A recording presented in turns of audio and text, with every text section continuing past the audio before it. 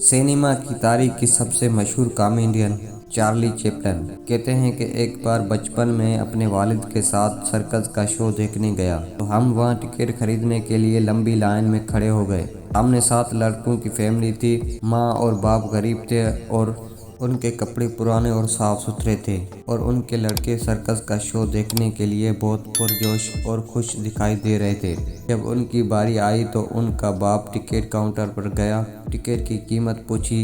Ticket office نے جب ticket کی قیمت بتائی تو باپ نے بچوں کی ماں کے کان میں کچھ کہا اور اس کے چہرے پر شرمندگی کا آثار نظر آنا شروع ہو گئے۔ جب میں نے اپنے والد کو جیب سے $20 نکالتے دیکھا، انہوں نے یہ پیسے زمین پر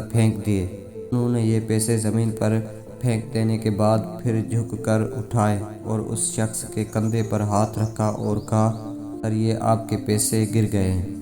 شخص نے میرے والد کی طرف دیکھا، اس کے آنکھوں میں آنسو بھرے ہوئے تھے۔ اس نے کہا، آپ کا شکریہ۔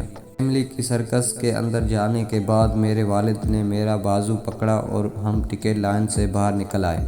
میرے والد کے پاس صرف $20 ہی تھے جو انہوں نے اس فیملی کو دے دیے تھے۔ اس دن سے مجھے اپنے والد پر فخر ہے۔ نیکی کا شو اب تک کا سب سے خوبصورت شو تھا، سرکس شو سے بھی کہیں زیادہ خوبصورت جو میں نے دوبارہ کبھی نہیں دیکھا۔